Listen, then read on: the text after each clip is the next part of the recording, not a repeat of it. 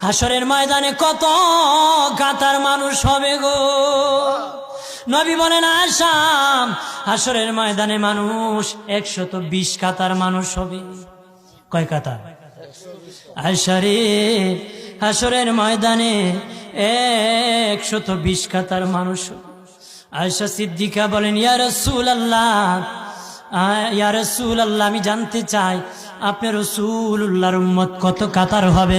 নবী বলেন আয়েশা, আমি রাসূলুল্লাহর উম্মত একাই 80 কাতার হবে। আয়েশা বললেন ইয়া রাসূলুল্লাহ, অগাদিনের নবীজি 80 কাতার দিয়ে আপনার উম্মত হবে, আপনার উম্মতকে কেমনে আপনি চিনবেন? নবী বলেন আয়েশা রে, আমার উম্মতকে 3টা পরিচয় আমি চিনব। 1 নম্বর পরিচয়, আমার উম্মতের কপাল থেকে নূর চমকাবে, নূর চমকাবে।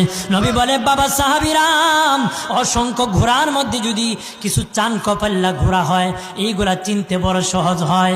চান কপাল্লা ঘোড়া চিনতে বড় সহজ হয়। হাসরের ময়দানে আমার এক প্রকার উম্মত চান কপাল্লা হবে, কপাল থেকে নূর চমকাবে, নূর চমকাবে। তখন আমি বুঝতে পারবো নূর চমকেওয়ালা তারা সবাই আমি রাসূলুল্লাহর উম্মত।